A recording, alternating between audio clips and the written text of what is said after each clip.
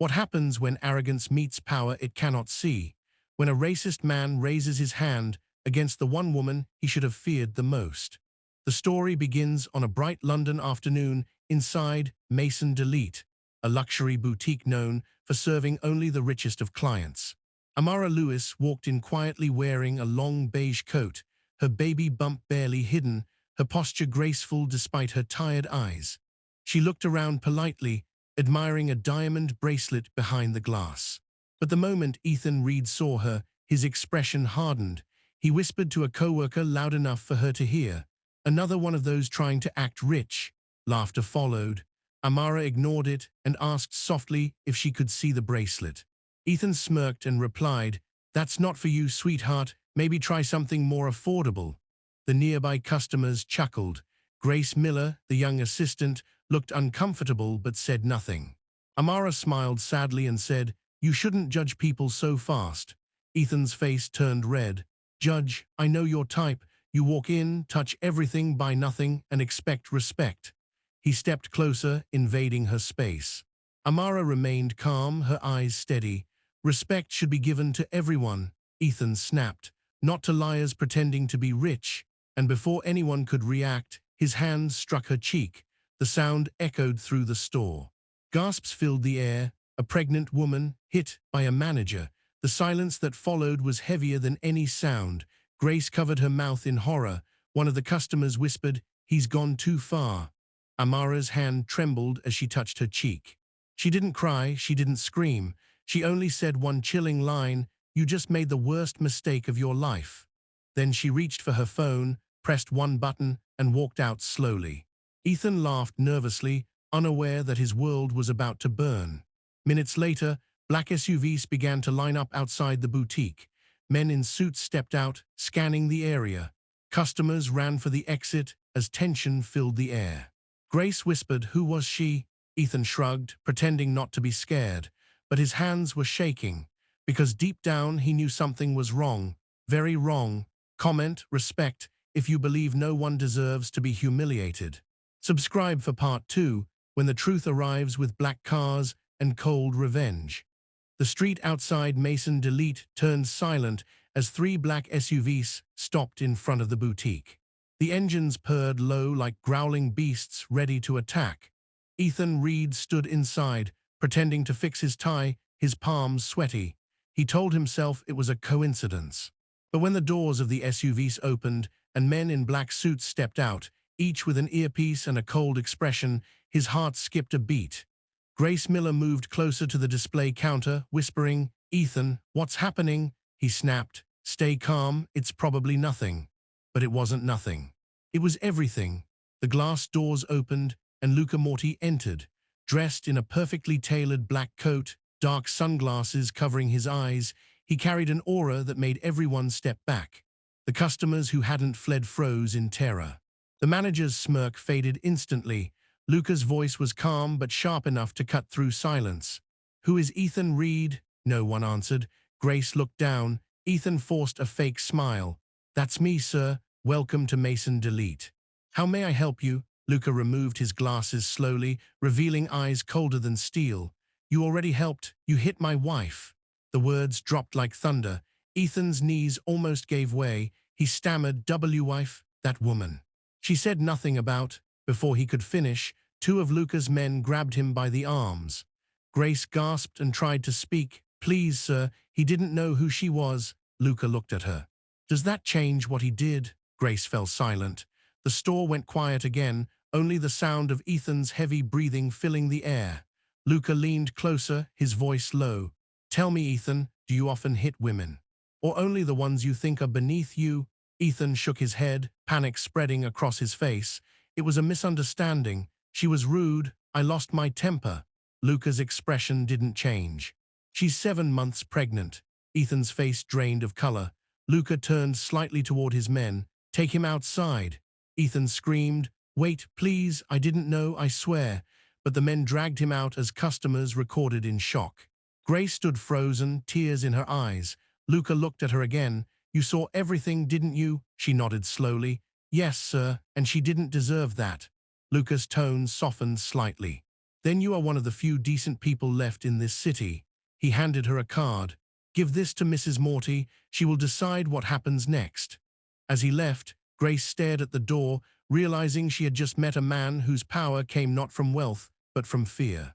Outside, Ethan's cries echoed faintly, then faded away. London's cold wind blew through the open door, carrying one truth: racism had finally met its reckoning. Comment, justice, if you believe power means nothing without respect. Subscribe to see what happens when Amara decides Ethan's fate in Chapter 3. The next morning, the world outside Mason Delete seemed normal, but inside, it was a storm waiting to break. Amara Lewis sat silently in her penthouse suite overlooking the Thames, her delicate hands resting on her pregnant belly. The sunlight kissed her brown skin, yet her eyes carried the shadow of last night's humiliation. Luca stood behind her, his reflection visible in the glass window, calm, dangerous, unreadable. "You should rest," he said softly, his Italian accent deep and deliberate. Amara turned her head slightly. "Rest. After being slapped in front of strangers, after being treated like dirt because of my skin," her voice trembled, but her strength burned through every word. Luca sighed, stepping closer. "He's already being dealt with." She looked up sharply. "And what will that teach anyone? That fear fixes everything? No, Luca, I want him to see who I am and what he truly is." Luca's brow furrowed. "You want to face him?" She nodded. "Yes, not as your wife. As the woman he thought he could humiliate." Luca hesitated for a moment, then gave a single nod. "Then he will see you, on your terms." He turned toward one of his guards. "Bring Ethan Reed." The man left immediately. Down in a dim basement below the Morty estate, Ethan sat tied to a chair, his once-proud suit stained and wrinkled, his arrogance replaced by terror. When the door opened, his head snapped up, expecting more threats. But instead he saw her, Amara, calm, graceful, wearing a simple white dress that glowed against the dark room. She walked toward him slowly, her heels clicking on the marble floor.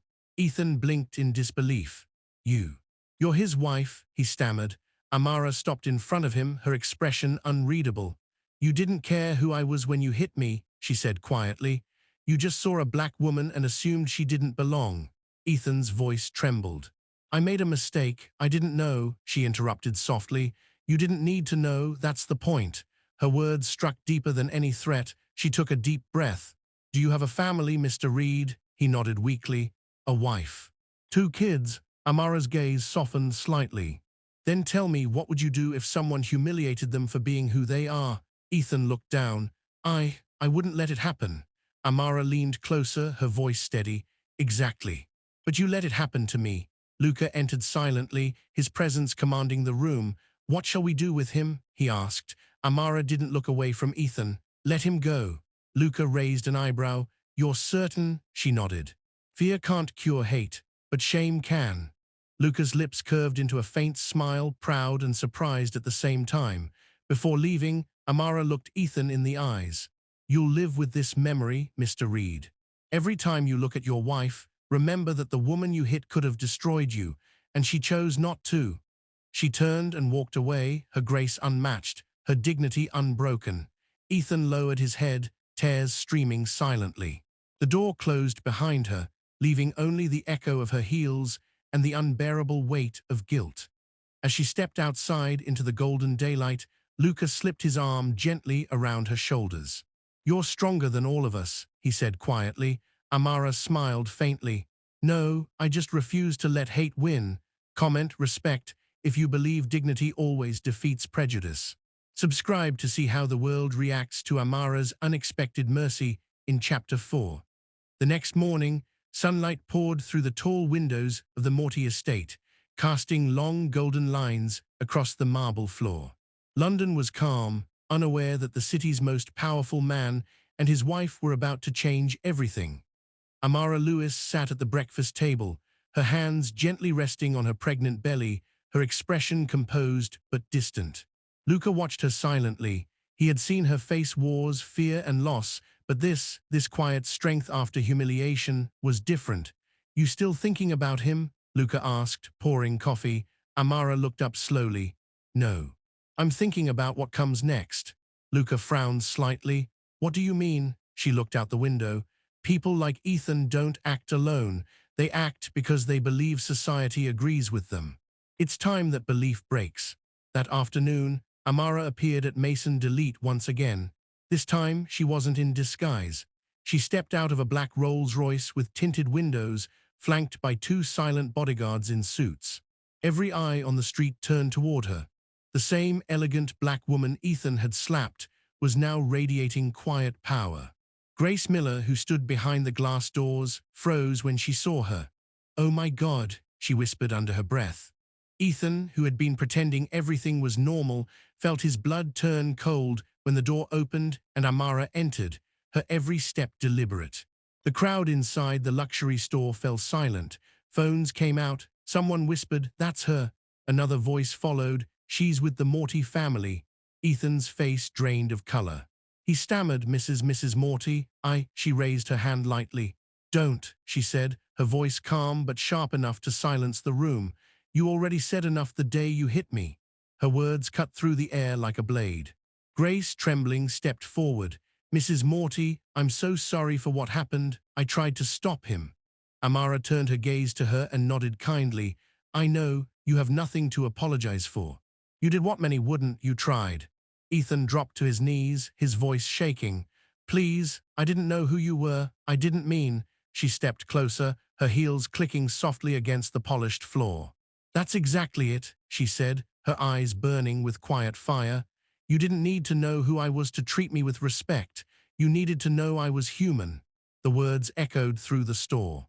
Customers who had once stared at her with judgment now lowered their eyes in shame. Cameras flashed. Reporters outside were already gathering. Luca entered moments later, dressed in an immaculate black suit, surrounded by security. The entire room seemed to shrink under his presence, but when he looked at Amara, his expression softened.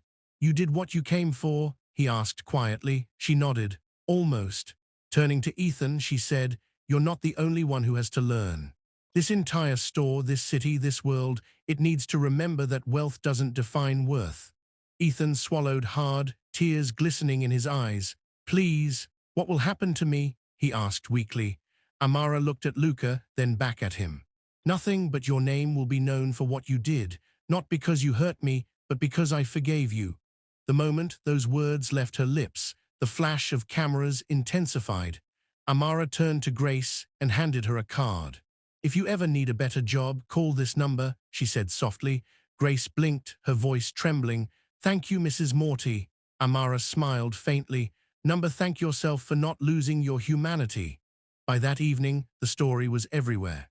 Headlines screamed, "Racist manager slaps pregnant woman, unaware she's the mafia boss's wife." Videos flooded the internet. People who had once looked away from injustice now shared her story as a symbol of grace and power. Ethan was fired, publicly disgraced, and left to face the consequences of his prejudice. Grace was offered a new job, personally recommended by Amara herself. And Luca, the man feared by the underworld, quietly smiled as he watched his wife transform anger into change. Days later, Amara sat in her garden, sipping tea as soft music played. Luca came behind her, resting a hand on her shoulder. "You didn't destroy him," he said softly. "You humbled him." She smiled faintly, looking at the sunset. "Fear fades," she said, "but lessons last forever." She turned to him. "That's how you change people, Luca, not with bullets, but with dignity." He looked at her for a long moment and then kissed her forehead gently. Far away, in a small apartment, Ethan Reed sat alone, watching the news replay the moment Amara forgave him. For the first time in his life, he wept not from fear, but from understanding. That day, London whispered a new name, not just the wife of a mafia boss, but a woman who redefined power through forgiveness. Comment respect if you believe grace is stronger than revenge.